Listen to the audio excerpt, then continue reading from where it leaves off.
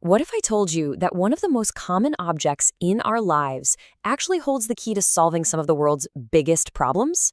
Yep, today we are digging into the global quest to reinvent the humble toilet.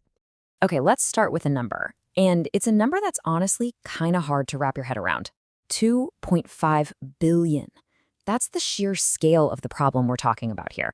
And this quote, wow, it really puts that number into perspective, right? This isn't some abstract statistic from a report. We're talking about a daily reality, every single day, for a huge chunk of the world's population. So why does this matter so much? Because, not having access to a safe toilet, it's not just an inconvenience. It's a full-blown crisis. It affects everything from health. Think about the spread of disease, to personal safety, especially for women and girls, and just basic human dignity. Okay, so how on earth do you even begin to tackle a problem that big? Well, you can't just build more of the same old thing. That won't cut it. You have to issue a global challenge, a call to arms, really, to create something completely new. And that is exactly what happened. Back in 2011, the Bill and Melinda Gates Foundation basically put out a call to all the world's smartest innovators, researchers, and engineers. And the mission was simple but huge. Fundamentally, rethink what a toilet is and what it could be. All right, now let's get into the rules, because the bar this set was just incredibly high. This wasn't just a list of nice-to-haves. Think of it as a rubric for genius. For starters, the toilet had to work completely off-grid. No water hookups, no sewer, no electricity. It had to kill all the germs and pathogens. It needed to recover valuable resources. We're talking energy, water, nutrients. It had to cost less than 5 cents a day per user. And this part is so important, it had to be an aspirational product, something people would actually want to use. And listen, this challenge wasn't just some academic exercise. It was real. It brought people together from all over the world, creating this amazing global movement. And it all culminated in events like this Reinvent the Toilet Fair, which was basically a showcase for all these groundbreaking ideas, a place to share them, test them out, and really celebrate the innovation. Okay, now we get to the really cool part. This is where the solutions get, well, pretty mind-bending. The core idea behind so many of these inventions was a massive mindset shift. They wanted to stop seeing human waste as just a problem you have to get rid of and start seeing it as a resource that's just waiting to be unlocked. I mean, think about that for a second. That one simple question changes absolutely everything. What if the very thing that's causing all these health problems could be turned into something valuable, like, say, clean fuel or rich fertilizer? So, how do they do it? Well, one of the key technologies that makes this possible is a process called pyrolysis. The easiest way to think about it is like a super advanced, high-tech pressure cooker. It uses intense heat in an environment with no oxygen to safely break down the waste, and it turns it into this amazing charcoal-like substance called biochar. And this isn't just theory, it's happening right now. This is a perfect example of its real-world application. In Kenya, there's an organization called Sanergy, and they're already doing this.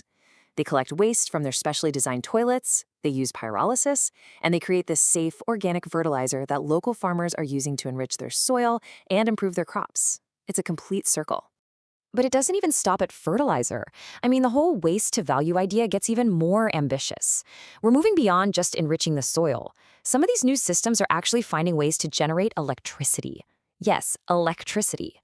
And check this out. Here we have two totally different paths to get to the same goal, power. On one hand, you've got the omniprocessor. This thing is basically a mini power plant. It literally burns dried sludge as fuel to create steam and generate electricity.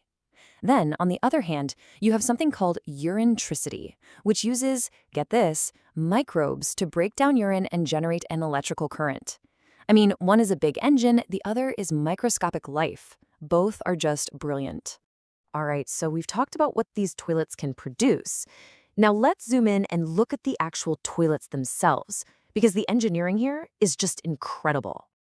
So here's a fantastic example, kind of the poster child for this new wave of design. It's called the nano-membrane toilet. And what it is, essentially, is a completely self-contained sanitation and recycling plant that's small enough to fit in your home. No water, no sewer connection, no external power needed. At all. And how it works is just wild. It all starts with a simple rotating mechanism that seals the waste away and blocks any odor. Then, this is where the real magic happens. There are these unique nanomembranes that literally pull the water vapor out of the waste.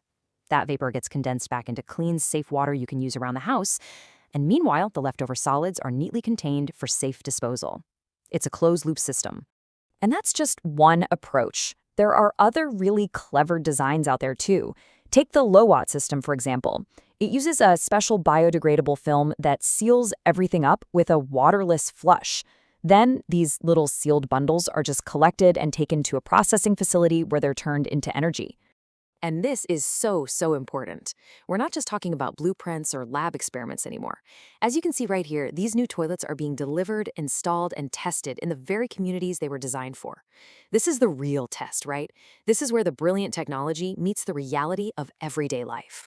Which brings us to a huge point. Because you can invent the most amazing toilet in the world. But if people don't want to use it, or they don't use it the right way, then the problem still isn't solved. The technology is only half the battle. The other half is all about people, about changing behavior. And that's exactly why these creative campaigns are so crucial. I mean, look at this stuff. You've got UNICEF India with this super catchy Take Poo to the Loo digital campaign aimed at young people. You've got Sesame Workshop creating content to teach the youngest kids about sanitation. And you have things like these school sanitation clubs that turn students into advocates in their own communities. It's brilliant. So when you put all these pieces together, the cutting-edge tech, the new business models, the creative social campaigns, what you're really seeing isn't just a new kind of toilet, it's a fundamental shift in how the entire world thinks about sanitation. See, this was never just about donating toilets. It's about building a whole new economy around sanitation. Think about it. New jobs are created to collect the waste, more jobs to process it, and even more jobs to sell the valuable stuff that comes out at the end, like fertilizer and energy.